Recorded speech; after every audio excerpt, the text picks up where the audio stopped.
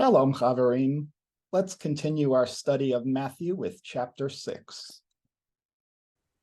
And take heed in your almsgiving, so that you should not do it before the sons of men, so that you may be seen by them. For otherwise you will have no reward from your Father who is in heaven. Do not gloat your works before men. So subscribe to my YouTube channel, click everything, like me on, yeah, right. Let's look at footnote 72. Job 13:10 and Proverbs 18:11.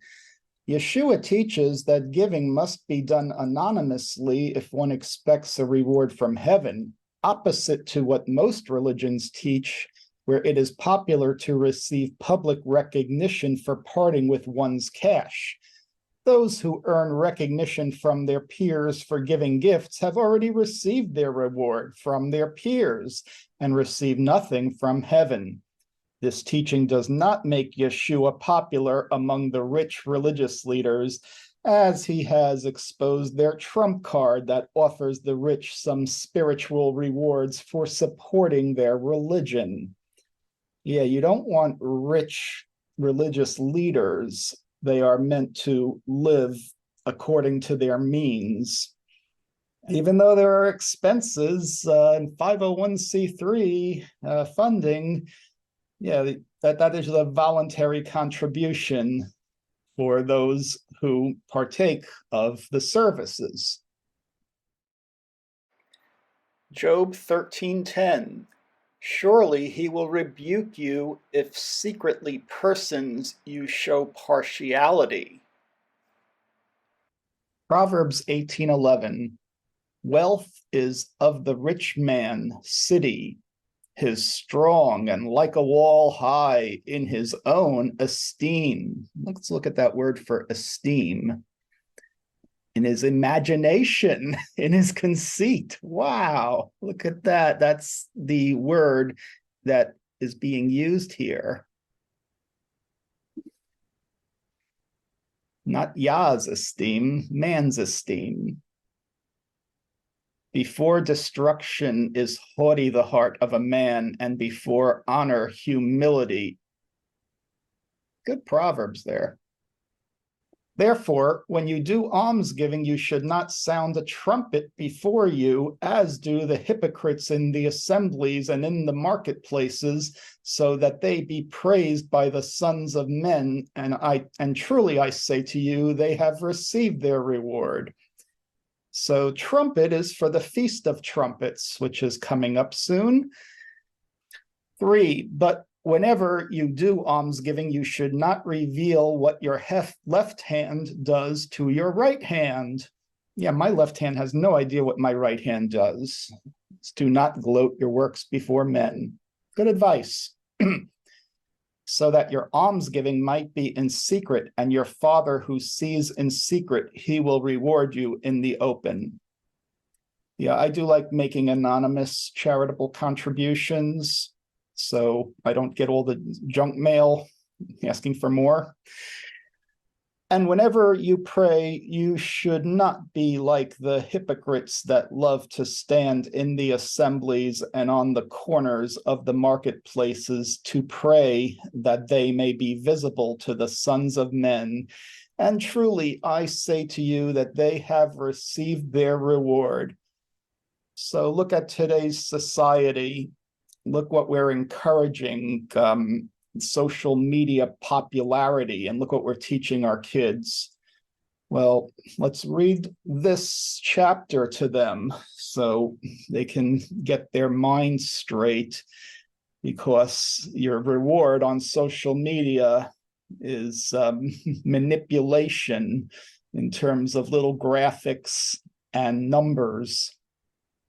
But when you pray, enter your inner room and close your door and pray to your Father who is in secret. Pray in secret. And your Father who sees in secret, he will reward you in open. Psalm 91. Psalm 91, my refuge and my fortress. He who dwells in the secret place, the seter, secret, hidden part of the mountain, covert of the reeds, secret of his tabernacle, of his tent. Yes, pitch your tents. Secret place of your presence, thunder. Wow. The shelter of the Most High. That's what you get in your secret place. He who dwells in the secret place of the Most High, under the shadow of the Almighty Shaddai, shall abide. I will say of Yahweh, he is my refuge and my fortress. My Yah, I will trust in him. Surely he shall deliver you from the snare of the fowler and from the pestilence perilous. Midaber is pestilence. Pestilence stalks, walketh, darkness stalks. With his feathers he shall cover you, and under his wings you shall take refuge. Your shield and buckler his truth shall be. Yah's wings, imagine that. We see little birdies on our stream. Hi, Rocky. But imagine the wings of Yah. Verse 7, and when you pray, you should not be chatterers like the pagans, for they hope that by many words they will be heard. Interesting. Therefore, do not imitate them, for your Father knows what need you have before you ask him. Just like Google knows what I need before I even know myself. Okay, 74. Prayer is a dialogue with Shamayim, not a monologue. Yeshua's teaching stands as the demarcation between relationship with Yahweh rather than a religion about him. Prayer is meant to establish and maintain an intimate relationship and accountability between each individual and Yahweh. And that is what I am doing now, reading words to establish a more intimate relationship with Yahweh. Therefore, you pray like this: Our Father in heaven, hallowed be thy name. Thy kingdom come, thy will be done, as in Shamayim, so on earth. Let's look at 75. Heavens always come before the earth in terms of the creation order, importance, and having heaven's law rule on earth. Let's look at Job 38. Job 38, verse 31. Can you bind the cluster of the Pleiades? Those are the stars in the sky. Or the belt of Orion loose? Can you bring out Mazaroth in the season? Now that's interesting. That is constellations, the bear, or the great bear with its cubs. So it's interesting. They're talking about great bear in the sky in Job. Can you guide? Do you know the ordinances of the heavens? Or can you set their dominion over the earth? Can you do that? We try. Yeah, the physicists are really trying to figure out the universe now. Things they thought were true, they're finding evidence that shatters all their theories.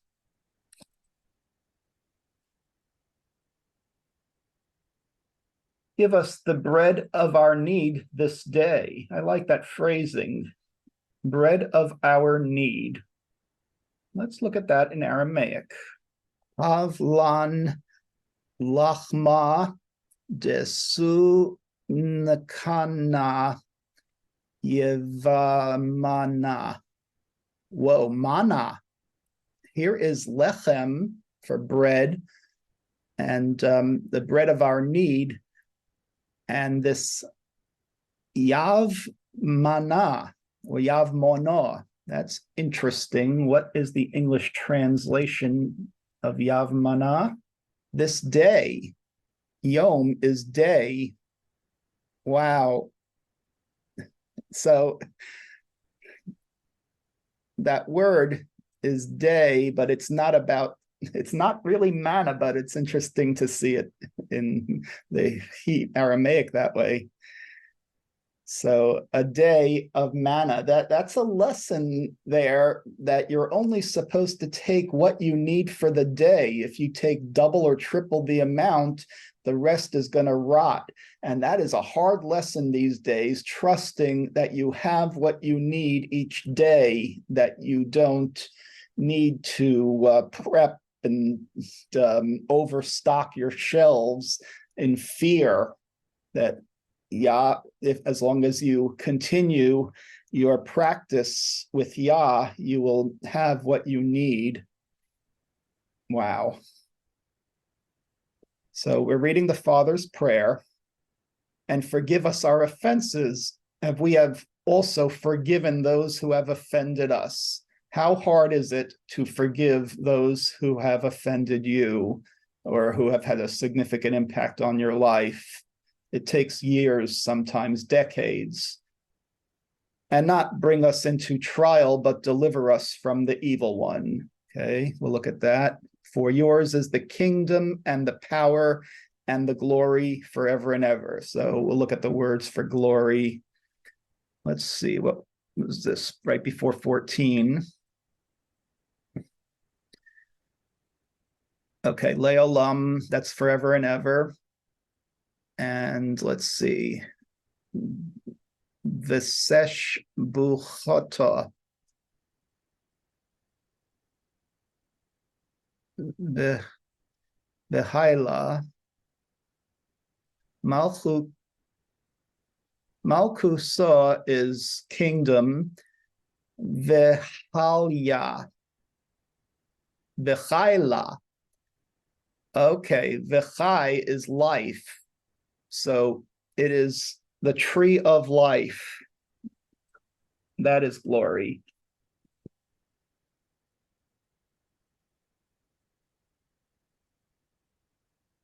So we are thanking Yah for life forever and ever.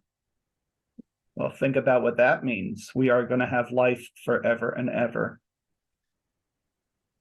For if you forgive men their transgressions, your Father who is in Shamayim will also forgive you of your many transgressions that you don't even know about.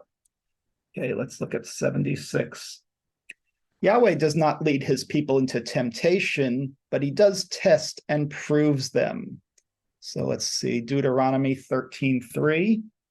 Not you shall listen to the words of prophet, Profit, that, or to dreamer of dreams, that for is testing Yahweh your Elohechem, you to know whether you love Yahweh your God with all your heart, your Yah, with all your heart and with all your soul. So interesting. Do you really love Yah with all your heart and all your soul? Then why listen to people who are dreaming the Edgar Cayce's and their sleeping prophets? Listen to Yah. 15. But if you do not forgive men, your Father will also not forgive you your transgressions. And that would be a bad thing if Yah does not forgive you and holds a grudge. And when you fast, you should not be sad like the hypocrites, for they disfigure their expression so that they may be seen by men that they are fasting. And truly I say to you that they have received their reward. So that men see you are fasting. Oh, he's fasting. Good boy. But whenever you fast, wash your face and anoint your head, so that you will not be seen by men that you are fasting, but by your Father who is in secret. And your Father who sees in secret, he will reward you. So it's like being in a prayer closet with Yahweh to help you get through your fast. And there are things that need prayer and fasting, in this world. 19, you should not place for yourself treasure on earth, where the moth and rust corrupt, and where the thieves break in and steal. But you place treasure in heaven, where neither the moth nor the rust corrupt, and where the thieves do not break in and they do not steal. So treasure in heaven, I interpret as memories with people. Really, memories of helping people, of being there for people.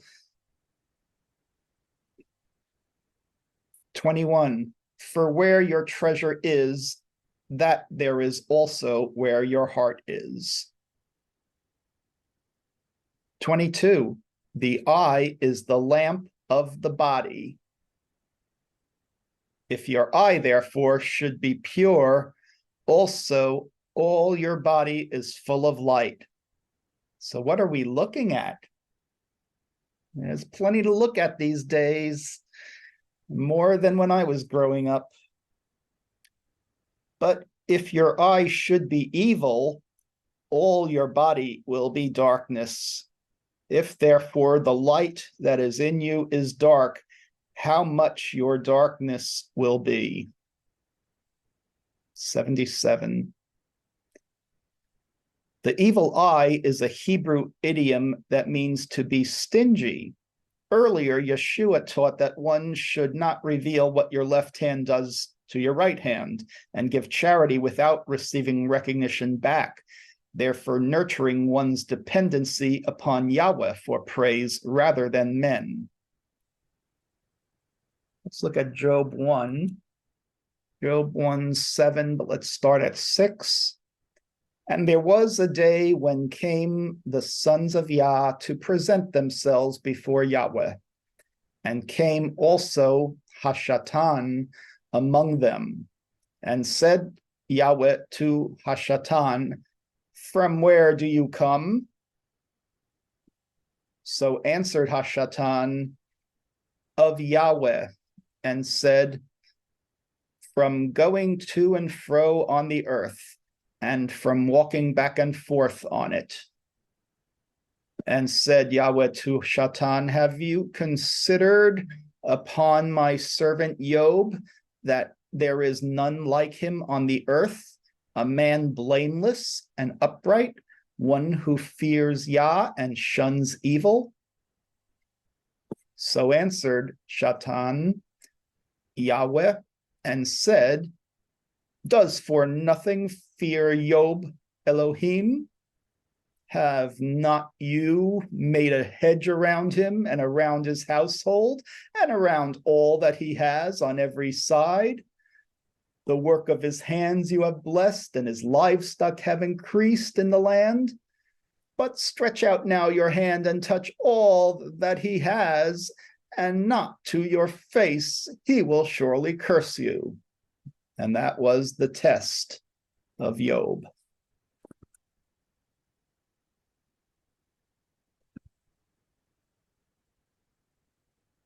And said Yahweh to Shatan, behold, all that he has is in your hands, only on his person not do lay a hand. So went out Shatan from the presence of Yahweh. Verse 24, no man is able to serve two masters, for either he will hate one and he will love the other, or he will honor one and he will treat the other with contempt. You are not able to serve Elohim and money. Because of this, I say to you, you should not be anxious about your life, what you will eat and what you will drink, and not about your body, what you should wear. Oh boy. Is not life more than food, and the body than clothing? Behold, the birds in the sky, that they do not sow, and they do not reap, and they do not gather into storehouses, and your Father who is in heaven nourishes them. Are not you more than they? And who among you, while anxious, is able to add to his stature 1 cubit? And about clothing, why are you anxious? Consider the lilies of the wilderness, how they grow without toil and without spinning. But I say to you, not even Shlimon in all his glory was clothed like one of these. And if to the grass of the field that today is and tomorrow is thrown into the furnace, Elohim, like this clothes, will he not much more clothe you of little faith? Imagine the clothes we are going to wear at the wedding. I was joking. I need to rent a tux to get into the wedding, but that's just a joke. It's Yahweh will clothe us.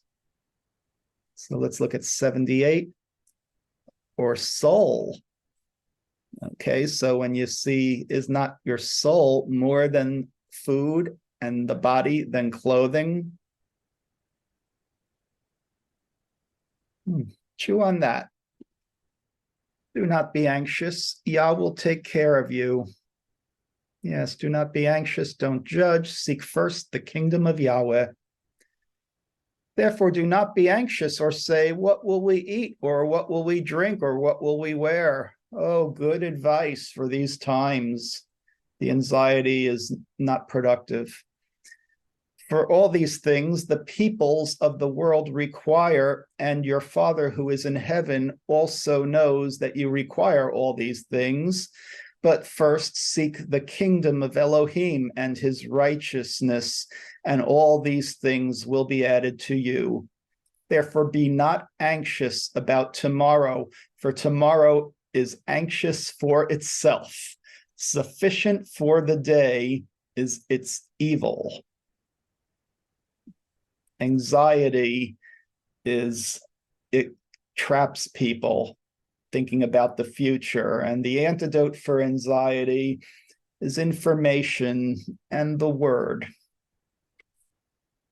79, Kaburis reading with De Alma is retained with peoples of the world rather than the 1905 the peoples require. The Eastern reading is much stronger, peoples of the world. Given the context of what Yeshua is presenting, this message goes out from Yisrael into the nations.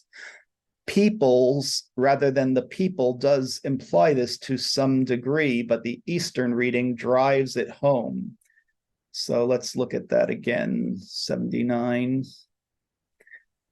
For all these things the peoples of the world require. And your Father knows that you require it and will provide it when you seek him. Thank you.